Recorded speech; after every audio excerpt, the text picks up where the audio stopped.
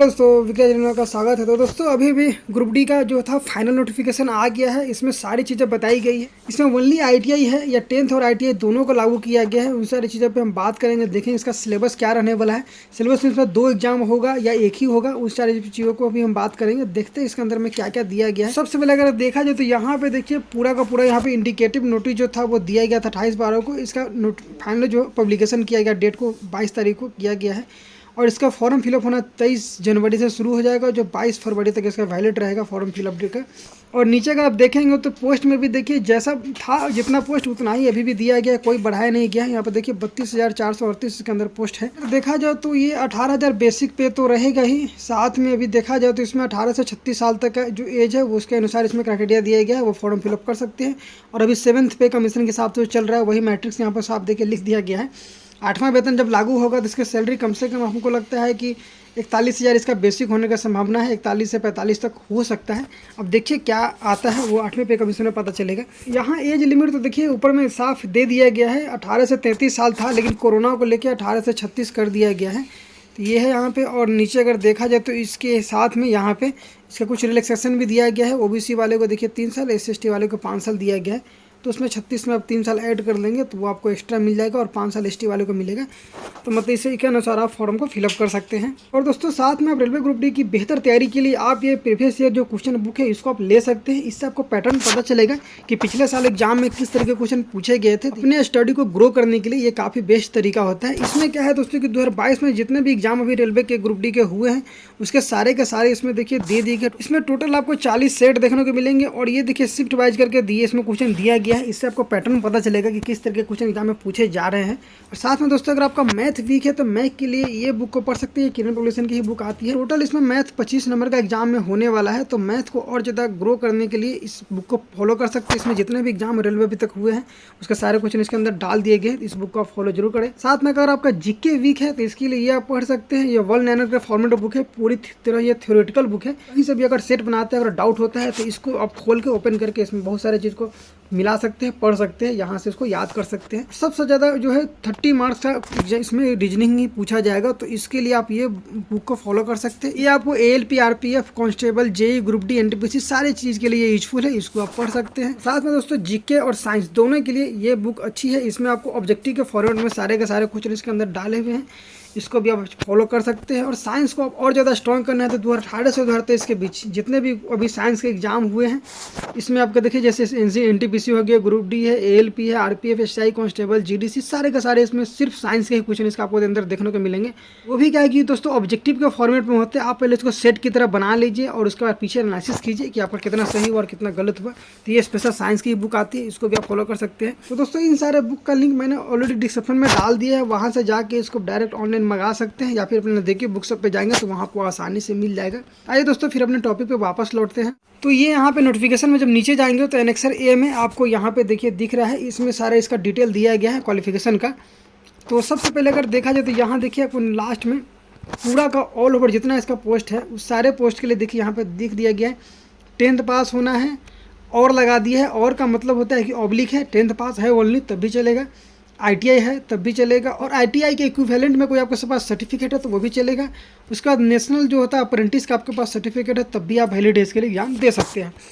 ये इसका दिया गया एज वगैरह है। और यहाँ पे देखिए इसके डिपार्टमेंट दे दिए गए हैं, तो इसमें इतने सारे पोस्ट आने वाले हैं। जैसा कि इसका नोटिस एक आया था शॉर्ट नोटिस, उसमें देखिए यही सब पोस्ट वगैरह दिया गया था। SNT वाले में असिस्टेंट SNT को दिया गया है, वर्क एंड शॉप में है असिस्टेंट बीज है, कैरेज एंड वैगन जहाँ बनता है वो दिया गया है। लोको सेट में भी बहुत वर्क होता है तो उसका दिया गया है। लोको सेट में भी एक मैकेनिकल डिपार्टमेंट होता है, इलेक्ट्रिकल होता है, इलेक्ट्रिक से रिलेटेड जितने भी काम होते हैं ये इलेक्ट्रिक डिपार्टमेंट में किया जाता है। उसके बाद जो ऑपरेशनल जो होते हैं असिस्टेंट वो भी इसके अंदर दिया गया, ऑपरेशन टाइप के जो भी बहुत सारे इलेक्ट्रिक में वर्क होते हैं वो है।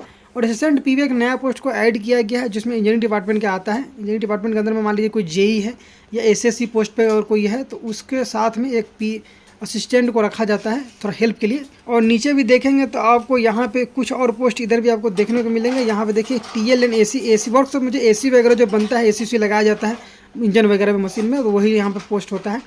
इलेक्ट्रिक डिपार्टमेंट में देखिए 2 तरीके के यहाँ पर TLN AC दिए गए हैं। ट्रैक मशीन का भी इंजीनियरिंग डिपार्टमेंट में होता है, ये है TRE डिपार्टमेंट हो गया, पॉइंट्समैन बीज होता है, ट्रैफिक से रिलेटेड होते हैं वो है। और इंजीनियरिंग डिपार्टमेंट का ट्रैकमैन 4 होते हैं। तो ये इस तरीके का यहाँ पे देखिए सब दिया गया है कुछ। इसका मेडिकल स्टैंडर्ड यहाँ पे लिख दिया गया, ये सब मेडिकल स्टैंडर्ड है, कितना होगा कितना चाहिए। B1 कम से कम अगर आप ट्रैकमैन में है तो आपको क्वालिफाई कर दिया जाएगा, A2 कम से कम पॉइंट्समैन में होना चाहिए। तो इस तरीके का क्वालिफिकेशन दिया गया है। तो ये सारा है, इसी पूरा मैं नोटिफिकेशन अपने टेलीग्राम ग्रुप में डाल दूंगा, वहाँ से आप इसको डिटेल में और पढ़ सकते हैं। अब आइए देखते हैं इसका सिलेबस क्या रहने वाला है। तो यहाँ पे इसका रिक्रूटमेंट प्रोसेस दिया गया है। इसके अंदर में सबसे पहले अगर आप देखेंगे तो यहाँ पे ऊपर में देखिए लिख दिया गया है कि ये जो भी एग्ज़ाम होगा ऑनलाइन तो होगा ही। साथ में देखेंगे तो यहाँ पे इसका पहले आपको कंप्यूटर बेस्ड टेस्ट दिया जाएगा, CBT 1 होगा, एक एग्जाम होगा। उसके बाद आपको फिजिकल इफिशिएंसी टेस्ट होता है जिसको PET बोलते हैं, जो रनिंग वगैरह लिया जाएगा इसमें। उसके बाद आपको डॉक्यूमेंट वेरिफिकेशन के लिए बुलाया जाएगा और वेरिफिकेशन के बाद जस्ट बाद आपको मेडिकल के लिए भेज दिया जाता है तुरंत। और उसके बाद एक फाइनल नोटिस निकलता है, फाइनल मेरिट लिस्ट जिसको बोलते हैं। वो मेरिट आपका डिसाइड करता है कि आपका फाइनल सेक्शन हुआ या नहीं हुआ। और वेटिंग लिस्ट जो होता है दोस्तों, तो वो क्या होता है कि आपका मान लीजिए रनिंग कंप्लीट हो चुका है लेकिन आपका मेरिट में नाम नहीं आया, DV के लिए नहीं बुलाया गया, तो वेटिंग लिस्ट में क्या होता है कि आपको डायरेक्ट DV के लिए कॉल लेटर जाता है, फिर आपको मेडिकल टेस्ट होता है, फिर उसके बाद फाइनल ज्वाइनिंग हो जाता है।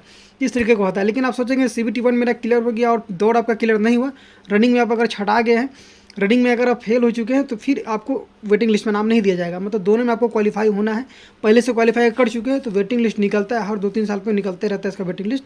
तो वहाँ से डायरेक्ट आप इसको बुलाया जा सकता है आपको फिर से। मतलब ये है दोस्तों कि कट ऑफ को कम करके, अगर कट ऑफ मान लीजिए अगर 80 पे गया है तो अब 79 नंबर पे वाले को भी उठा लेगा, 78 वाले को भी उठा लेगा। तो इतना नंबर अगर है तो इस तरीके का उसको भी लिया जा सकता है। तो ये डिपेंड करता है, कैटेगरी वाइज कट ऑफ पे डिपेंड करता है। तो सिलेबस में दोस्तों देखा जाए तो मैंने अभी साइंस वाले वीडियो में बताया भी था आपको सिलेबस के बारे में कि आपका यहाँ पर देखिए साइंस आपका 25 नंबर का रहेगा, मैथ 25 रहेगा, उसका रीजनिंग जो है वो 30 नंबर रहेगा और जीके आपका 20 नंबर रहेगा। सबसे ज़्यादा देखा जाए तो रीजनिंग आपका 30 नंबर होते हैं।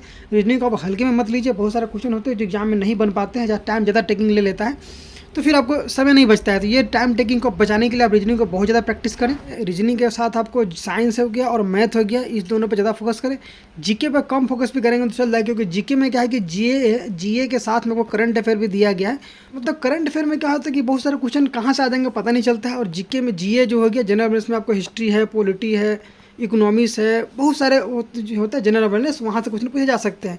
तो सबसे ज़्यादा आप कोशिश करें कि ये आप तीनों सेक्शन को कंप्लीट कर लें। साथ में आप जीके और करंट अफेयर को भी पढ़ते रहेंगे तो ये आपका यह मार्किंग सब्जेक्ट है, मार्किंग आपका जो काफ़ी बढ़ा सकता है ये कुछ सही अगर आपका इसमें हो जाता है। तो इसीलिए आपको ज़्यादा फोकस फिलहाल इस तीनों पे करें और इसको भी साथ में पढ़ते रहें। इस तरीके के है। और यहाँ पे इसका निगेटिव मार्किंग जैसा कि रेलवे में होता है 1/3 इसमें हमेशा इसका होता ही है। 1/3 है, मतलब 3 गलत अगर आप करेंगे तो 1 नंबर उसमें से आपका काट लिया जाएगा, तो ये माइनस हो जाता है। इसलिए थोड़ा इस पर भी ध्यान दें। इसके लिए ज़्यादा अच्छा होता है कि आप जितना आप प्रैक्टिस सेट लगाएंगे तो उससे आपको पता चलता है कि आपको कितना सही हो रहा है, कितना निगेटिव अटैम्प्ट आप ले रहे हैं। तो इसलिए प्रैक्टिस से प्रीवियस ईयर के जितने सारे क्वेश्चन सेट्स आते हैं वो उसको आप जरूर बनाइए, ताकि आपको वो ज़्यादा एग्जाम में हेल्पफुल हो सके। इस तरीके का दिया गया है सिलेबस। और नीचे जब जाएंगे तो देखिए यहाँ मैथ कौन से चैप्टर से होने वाले हैं। तो हालांकि यहाँ जो लिखा रहता है उसके अकॉर्डिंग तो पूछा नहीं जाता है, कहीं से भी पूछा जा सकता है मैथ में। और इसके बाद फिजिकल के लिए यहाँ देखा जाए तो उसके बाद CBT 1 एक ही एग्जाम आपको इसमें होने वाला है। एक एग्जाम के जस्ट बाद आपको फिजिकल जो निकलेगा 2018 में जैसा था, 2019 वाले में जैसा था, सेम सिलेबस सेम उसी के अनुसार सब इसमें दिया गया है। मेल कैंडिडेट के देखा जाए तो आपको यहाँ पर 35 kg वजन उठाना है, 100 मीटर चलना है, 2 मिनट का आपके पास समय दिया जाएगा। इसके अनुसार आपको ये यहाँ पे करना है, यहाँ पे इसका दे दिया गया है। फीमेल जो होते हैं उसको यहाँ पे क्या करना है कि 20 kg वजन उठाना होता है, 2 मिनट का समय दिया जाता है और 100 मीटर उसको चलना होता है। वजन का फर्क है, फीमेल वाले को 20 kg होता है और मेल को जो होता है 35 kg दिया जाता है। और रनिंग में देखा जाए तो यहाँ पे 1000 मीटर का जो रेस होता है, 1 किलोमीटर आपको दौड़ना पड़ेगा। उसमें आपको 4 मिनट 15 सेकेंड यहाँ पे देखिए दिया गया है, ये आपको उसमें होता है। और फीमेल के लिए क्या होता है कि 5 मिनट और 40 सेकेंड का समय दिया जाता है, तो ये थोड़ा उनके लिए थोड़ा एक्स्ट्रा समय दिया जाता है। इस तरीके का सिलेबस है। जैसे ही आप फिजिकल को कंप्लीट कर लेंगे उसके बाद आपको घर भेजा जाता है, मतलब तुरंत रिजल्ट आपको दे दिया जाता है कि आपने कितना टाइम में पास किया। 1-2 घंटा वेट करेंगे तो रिजल्ट आपको तुरंत एक साइट दिया जाता है आपके फिजिकल सेंटर के बाहर। वहाँ पे आपको पता चल जाता है कि आपका सिलेक्शन हुआ या नहीं हुआ। उसके बाद घर आप जाएंगे तो फिर आपको डॉक्यूमेंट वेरिफिकेशन के लिए ईमेल आईडी पे नोटिस आता है। और कौन सा जोन से आपको फॉर्म फिलअप करना है, ये सारे का सारे आपको देखिए नीचे इसमें इसी नोटिफिकेशन के नीचे में बहुत सारे पोस्ट दे दिए गए हैं कैटेगरी वाइज करके, कौन से पोस्ट पे कितने सीट होने वाले हैं। तो इस हिसाब से आप देख सकते हैं प्रीवियस ईयर कट में कट ऑफ कितना गया था, उस पर हम नेक्स्ट वीडियो हम ला देंगे। फिलहाल आप लोग इसको अच्छे से एनालिसिस कर लीजिए और उस हिसाब से फॉर्म को फिलअप कर दीजिए। चलिए दोस्तों, आशा करता हूँ आपको सब कुछ समझ में आ गया होगा। वीडियो अच्छा लगे तो वीडियो को लाइक करें और दोस्तों के साथ भी शेयर कर दें ताकि और लोगों को भी पता चल सके। चलिए दोस्तों, मिलते हैं किसी नेक्स्ट वीडियो में, तब तक के लिए बाय बाय।